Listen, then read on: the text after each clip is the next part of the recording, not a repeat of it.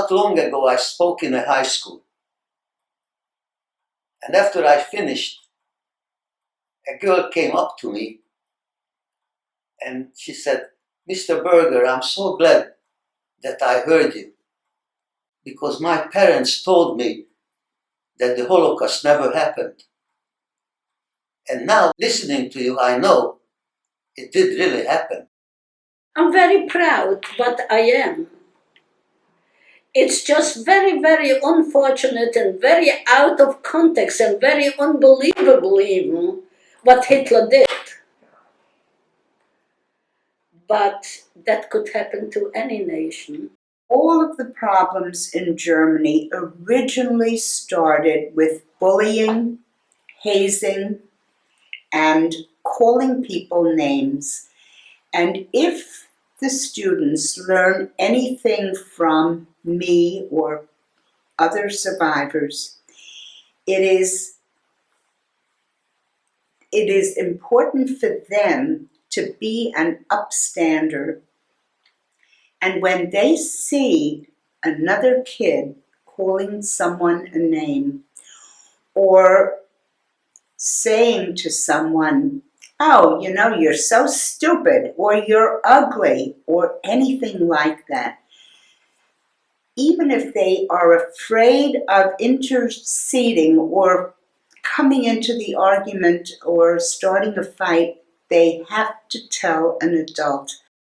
Today, you don't have to, in your school environment, in your lunchroom, in your bus, you don't have to hide a person from persecution.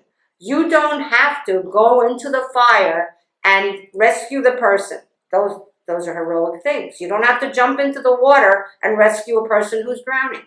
But the person who's drowning is the person who's isolated in your school.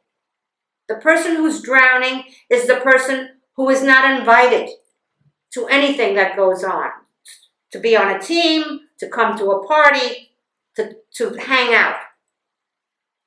That's a person who's drowning. And you could be a hero just by going over to that person and saying, "Let's do our math homework together."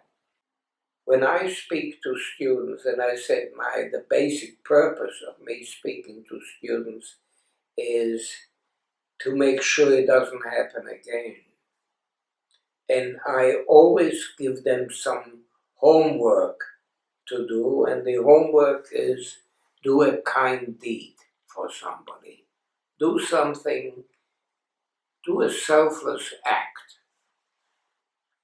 And the highlight of all my speaking is when I get letters from students where they write to me that they've done something and they helped somebody.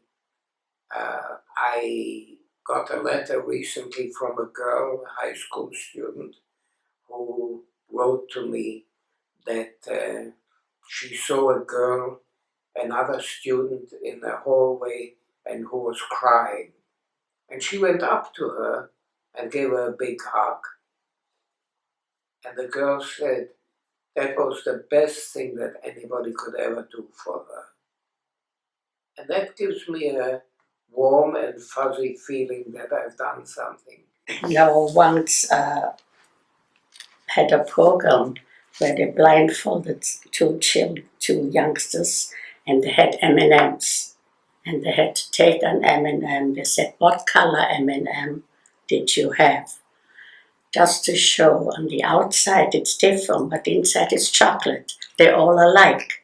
So it's the same with people. On the inside, they're all alike. I'm a retired educator. I am a facilitator for a number of different kinds of educational activities. I said, this is my niche. So this is where I'm giving back. So hopefully some of these things will not happen again.